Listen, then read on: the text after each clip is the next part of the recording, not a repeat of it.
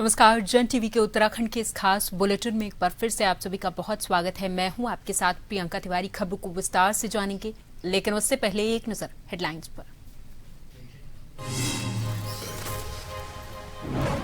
CM Dhami ने केदारनाथ धाम में किया बीपीसीएल के अस्पताल का लोकार्पण। कहा, श्रद्धालुओं को मिलेंगी आधुनिक स्वास्थ्य सुविधाएं। दुर्गम हिमालयी क्षेत्र में चिकित्सा सेवाओं को मिलेगी मजबूती।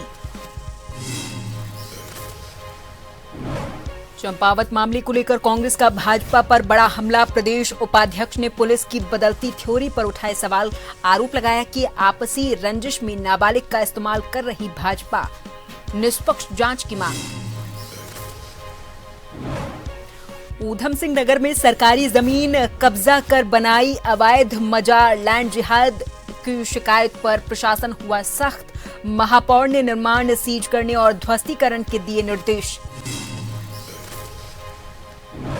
वन गुर्जरों के पुनर्वास पर नैनीताल हाईकोर्ट सख्त। राज्य सरकार से मांगा जवाब। प्रमुख वन संरक्षक से बस्तियों की सूची को लेकर मांगी जानकारी।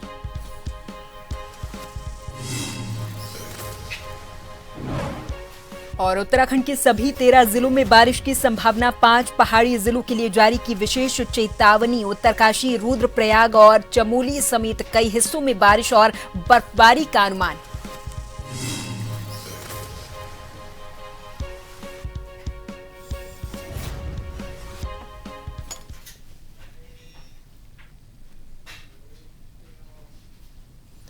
उत्तराखंड के मुख्यमंत्री पुष्कर सिंह धामी ने केदारनाथ धाम में भारत पेट्रोलियम कॉर्पोरेशन लिमिटेड अस्पताल का लोकार्पण किया है। ये अस्पताल Swami Vivekananda health mission society की ओर से संचालित किया जाएगा। मुख्यमंत्री धामी ने कहा कि राज्य सरकार केदारनाथ धाम में आने वाले श्रद्धालुओं को बेहतर और तुरंत स्वास्थ्य सुविधाएं उपलब्ध कराने के लिए लगातार प्रयासरत है। उन्होंने कहा कि कठिन भौगोलिक परिस्थितियों वाले इस उच्च हिमालयी क्षेत्र में आधुनिक चिकित्सा सुविधाओं से युक्त अस्पताल का संचालन स्वास्थ्य सेवाओं को नई मजबूती प्रदान करेगा। यह अस्पताल यात्रा के दौरान श्रद्धालुओं के साथ ही स्थानीय नागरिकों के लिए भी अत्यंत लाभकारी सिद्ध होगा।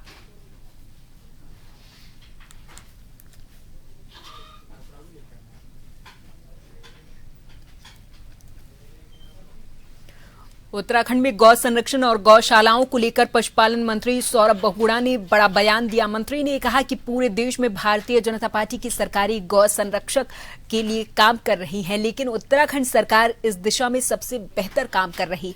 उन्होंने ये बताया कि वर्ष 2022 में जब उन्होंने पशुपालन मंत्रालय संभाला था, तब गौशालाओं में गायों की देखरेख के लिए प्रति गाय 5.72 दिए जाते थे, जिसे अब बढ़ाकर 80 कर दिया गया। उन्होंने ये दावा किया कि पूरे देश में किसी भी राज्य सरकार के द्वारा इतनी सहायता राशि नहीं दी जा रही। मंत्री ने कहा कि सरकार का लक्ष्य 70 गौशालाएं बनाने का है, जिसमें से 19 गौशालाएं बनकर तैयार भी हो चुकी हैं। साथ ही उन्होंने ये कहा कि केवल गौशालाएं बनाना ही समस्या का समाधान नहीं है।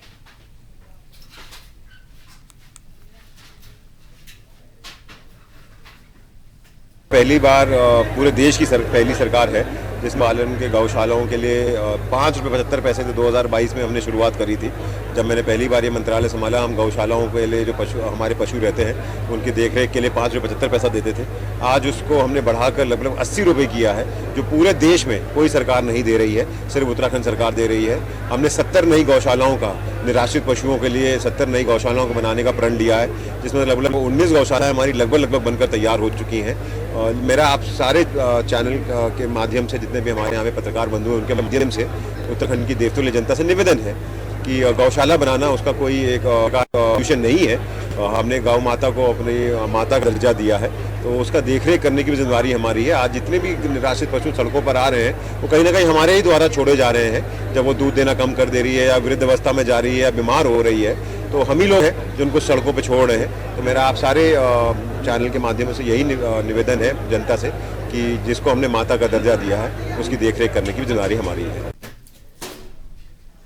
चंपावत की कथित घटना को लेकर उत्तराखंड की राजनीति लगातार गरमाई हुई है। भारतीय जनता पार्टी ने कांग्रेस पर मामले का राजनीतिकरण करने और बिना तथ्यों के माहौल बनाने का आरोप लगाया। देहरादून में भाजपा प्रदेश महामंत्री दीप्ति रावत ने प्रेस वार्ता की और कहा कि जांच में कई ऐसे तथ्य सामने आए जिनसे कथित घटना पर सवाल खड़े हो रहे हैं। उन्होंने ये कहा कि पुलिस की कॉल ट्रेसिंग, मेडिकल रिपोर्ट और फॉरेंसिक जांच में वैसी बातें सामने नहीं आई जैसी शुरुआत में बताई गई थी। भाजपा ने आरोप लगाया कि कांग्रेस लगातार राजनीतिक लाभ के लिए ऐसे मामलों को हवा देने का काम कर रही और भाजपा नेताओं की छवि खराब करने की कोशिश कर रही है।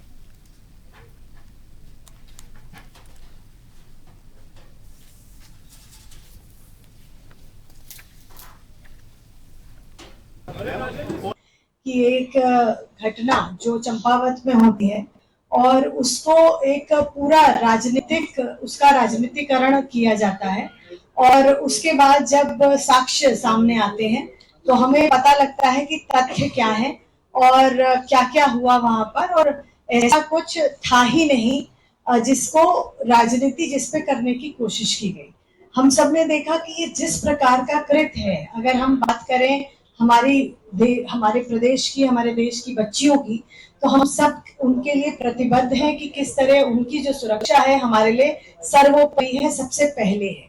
लेकिन अगर ऐसी कोई भी मुद्दा आता है तो उसको राजनीतिकरण करना, उस पर अपनी राजनीतिक रोटियां सेकने का अगर काम है तो कांग्रेस लगातार ऐसे कामों में लिप्त दिखाई देती है। हम देख रहे हैं, हमने देखा कि 5 मई को ये कथित घटना ऐसा बताया गया कि होती है और उसके बाद इनके खिलाफ शिकायत होती है।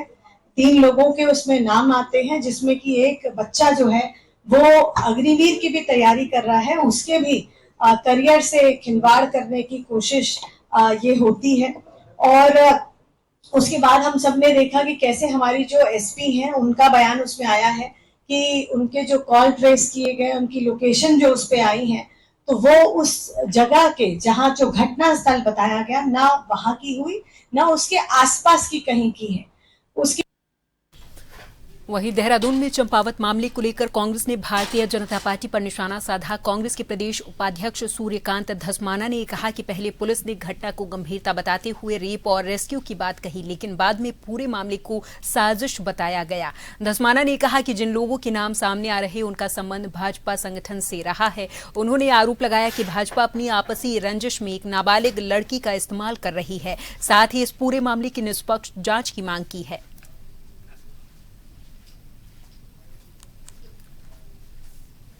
2 दिन पहले जब ये मामला प्रकाश में आया तो पुलिस कप्तान की मैं प्रेस कॉन्फ्रेंस सुन रहा था जिसमें वो ये अपने आप की पीठ थपथपा रही थी कि हमको जैसे ही सूचना मिली हमने लड़की को रेस्क्यू किया। लड़की रस्सी से बंधी हुई थी, उसके साथ चाकू की नोक पर 3 लोगों ने रेप किया। उनके खिलाफ हमने FIR कर ली है, वो लोग फरार हैं, उनकी गिरफ्तारी का प्रयास हो रहा है। और कल की प्रेस कॉन्फ्रेंस में वो कह रही है बिल्कुल साजिश थी, ऐसी घटना ही नहीं हुई। 164 के बयान में लड़की ने कहा कि मेरे साथ कोई इस प्रकार की घटना ही नहीं हुई। भारतीय जनता पार्टी इस निचले स्तर तक गिर गई है कि अब वो अपनी आपसी रंजिश निपटाने के लिए 16 साल की अबोध बालिका का इस्तेमाल कर रही है। इनके तो सबके खिलाफ मुकदमा कायम होना चाहिए और सबको जेल भेजा जाना चाहिए।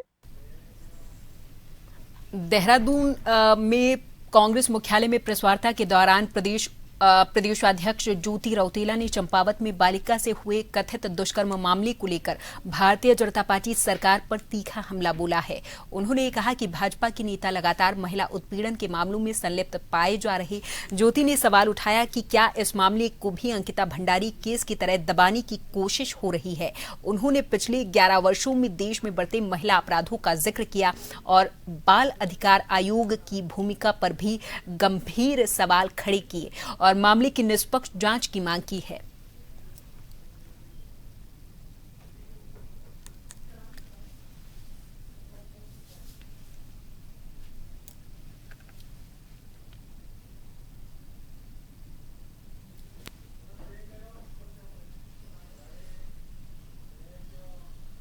और यहां पर वक्त है एक छोटे से ब्रेक का। फौरन हाजिर होंगे कुछ और खबरों के साथ।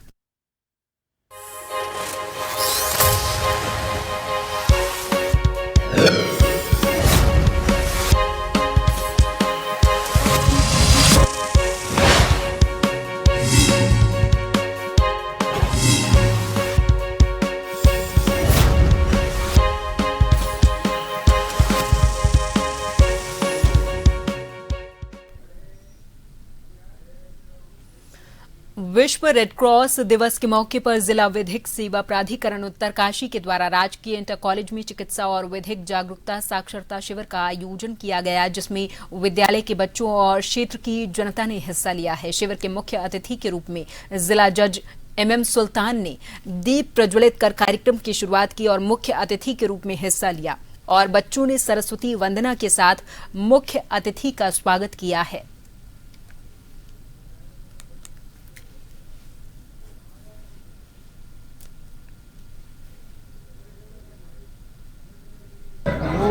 दुर्घटना से पीड़ित लोग या आपदा से पीड़ित लोग होते हैं, उनको चिकित्सीय सहायता देना, उनको विधिक रूप से सहायता देना, इन चीज़ों के लिए हम लोग प्रयास करते हैं। ये संस्था 1863 से काम कर रही है और समाज में ऐसे लोगों को जो किसी दुर्घटना से पीड़ित होते हैं उनको सहायता प्रदान की जाती है। इसके माध्यम से हम समाज को एक मैसेज देते हैं कि हम यदि कोई हमारे आसपास कोई ऐसी दुर्घटना होती है तो हम उसमें क्या कर सकते हैं। हम लोगों को दुर्घटना से जो पीड़ित लोग हैं उनको सहायता दे सकते हैं। आज 8 मई को जो हमारा PMC राजकीय आदर्श इंटर कॉलेज बातली में विधिक जो सेवा का शिविर आयोजन किया गया, इसके संबंध में जिला जज सचिव साहब इनका हार्दिक दिल से वंदन करता हूँ। हमारे बीच में अन्य जो गणमान्य व्यक्ति आए हैं, जिला उद्यान अधिकारी हैं, कृषि अधिकारी हैं, स्वास्थ्य विभाग है और अन्य विभाग है, साथ में हमारे पास PLV शिवन नोटियाल जी हैं। आप सभी ने इस स्कूल को, इस विद्यालय को इस पुनीत कार्य के लिए चुना है और यहाँ की जनता को, क्षेत्र को लाभ दिया है। आज के दिन इस पुण्य कार्य के साथ बहुत अधिक और लाभान्वित हो गए, बच्चे भी हो गए, क्षेत्रवासी भी हो गए।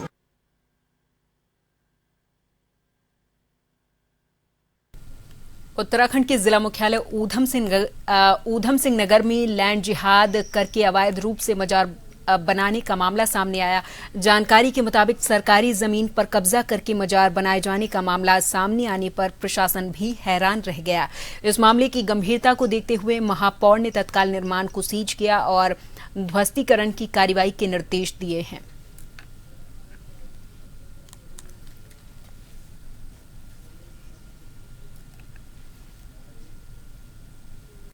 अठारह खेड़ा में जो नदी बहती है, बैगुल नदी है, उसके बगल में एक अब्बास और उनके पिताजी के द्वारा नदी की जमीन को पार करके प्लाटिंग करके बेचने का तत्संज्ञान में आया था। कल नगर निगम से तुड़वाया भी था। आज हम यहाँ देख के आए थे, हमें पता चल रहा है, कई लोगों ने बयान दिया है कि वहाँ जो आसपास जितने लोग बसे हैं सबको उनके अब्बास ने, उसके फादर नहीं बेची है।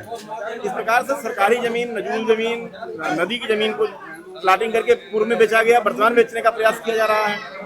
तो हमने उसको देखा है और हम इसमें दस्तावेज तैयार कर रहे हैं और जो लोग ऐसा काम करें उस पर कठोर कार्रवाई करने की तैयारी कर रहे हैं। आज नगर निगम की टीम और ADM पंकज उपाध्याय जी और हमारी नगर आयुक्त शिप्रा जोशी जी, हम लोग अवैध अतिक्रमण को रोकने के लिए गए थे।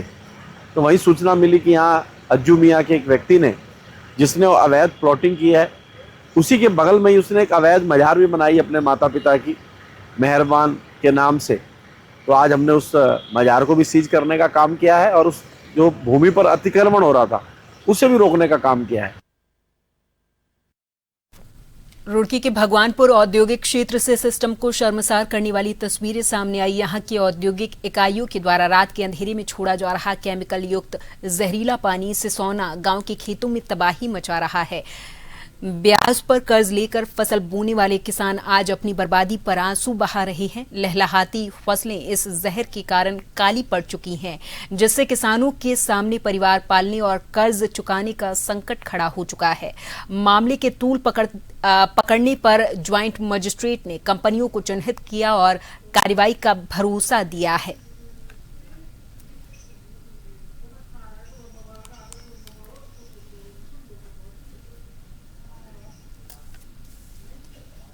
फसल हो रही थी बहुत बढ़िया। इस साल इनने पानी ने बहुत नुकसान दे दिया। खेतों में कुछ नहीं रहा, जो फिरा जहाँ भी फिरा पानी, एक और खेतों बराबर में उसमें भी खत्म हो, जो दूसरे में फिरा उसमें भी खत्म हो। अच्छा, क्या की फसल बोते हो? जो करेले की फसल थी, करेले की, गोभी की सारी बहु, दोनों चीज नहीं हुई वो। तो ये फैक्ट्री तो ये है हिरल, सियान, अच्छा, सिनेट, बजाज, इनका सबका ही पानी आ रहा है सर, करीब करीब जितने भी आसपास में हैं सब, ये पन्ने पुन्ना वाली भी रोने धाने वाली, सबका पानी इसमें गिर रहा नाले में। तो लग होगा ये नुकसान इतना होगा जी, कोई कम से कम दोनों खेतों का लगा कर लाख रुपए का नुकसान हो जी। हमने आधे को दे रखा है, एक हमारा भाई है गाँव का ही, उसे दे रखा आधे को। उसने फ़ोन किया कि भाई खेत पे आ जा। हम खेत पे आए तो खेत को हमने पूछा है, रो रहा बैठा है, वह क्या बात है क्या नहीं है। भाई पानी दिया था पर से खेत में और फसल सारी जड़ गई खेत की। अच्छा ये गरीब आदमी बिल्कुल बीमार हो गया, कल भी इसको बोतल लगी, आज भी वो जबरदस्ती राह में से ठा गया खेत में, खेत पर आ जा भाई। दूसरा भाई लाया था, फिर मैं कहा भाई चल कोई बात नहीं हम देखेंगे। तो फैक्ट्री वाले पानी छोड़ दो गंदा। अच्छा ये नाला बना था 1.5 साल पहले, ये पहले तक जाया ना फैक्ट्री वालों ने पानी नहीं छोड़ रखा था इसमें। अब रात को इन्होंने पता नहीं क्या मीटिंग करी, क्या किस तरह वो करा, अपने पैप दबाए रात को, उसमें से केमिकल का पानी छोड़ दिया रात को, और वो सारा नाले में आओ, नाले में से खेत में आओ सब। इस विषय का संज्ञान में लेते हुए तहसील की टीम और साथ में प्रदूषण और कृषि संयुक्त रूप से एक टीम गठित करते हुए उसमें जांच किया जाएगा कि इसका कारण क्या है और किस हिसाब से और कौन सा फैक्टर्स इन्वॉल्व है या इस चीज के ऊपर, और उसके बाद क्या कानून है उसका कानूनात्मक कार्रवाई किया जाएगा। कई तरीके से केमिकल युक्त या केमिकल इन्वॉल्व पानी है उसको कहीं खेत में छोड़ने का कोई अधिकार नहीं है। ऐसा पाया जाता है तो उनके खिलाफ सख्त कार्रवाई किया जाए। मुख्य विकास अधिकारी अभिनव शाह ने जल जीवन मिशन के तहत संचालित पेयजल योजनाओं की धीमी प्रगति और गुणवत्ता जांच में लापरवाही पर सख्त नाराजगी जताई और अधिकारियों को स्पष्ट निर्देश दिए कि सभी लंबित योजनाओं का कार्य शीघ्र पूरा कर हर घर जल सर्टिफिकेशन सुनिश्चित किया जाए। उन्होंने मानसून से पहले सभी विकास खंडों में पेयजल गुणवत्ता जांच पूर्ण करने, ग्राम पेयजल और स्वच्छता समितियों का तत्काल पुनर्गठन करने और नल जल मित्रों को योजनाओं के रखरखाव में सक्रिय भूमिका देने के निर्देश दिए हैं।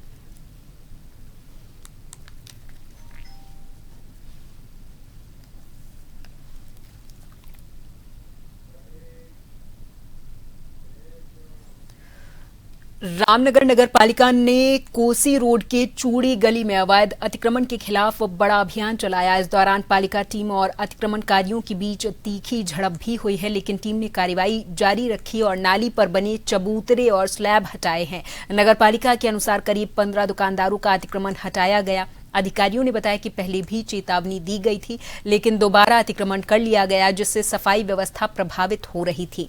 पालिका ने बाकी लोगों को 2 दिन के अंदर स्वयं अतिक्रमण हटाने की चेतावनी दी, अन्यथा कार्रवाई की बात कही है।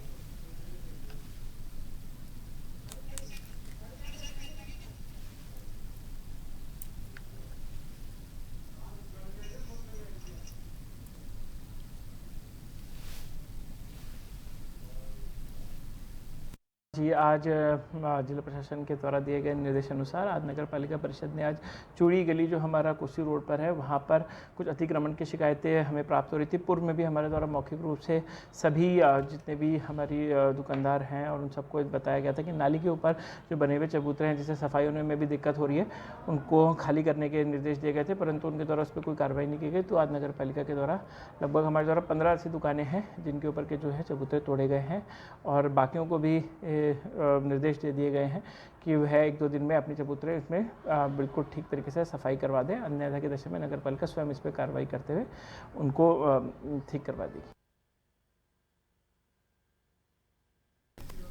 और इसी के साथ इस बुलेटिन में फिलहाल के लिए मेरे साथ बस इतना ही। आप देखते रहें जन टीवी। नमस्कार।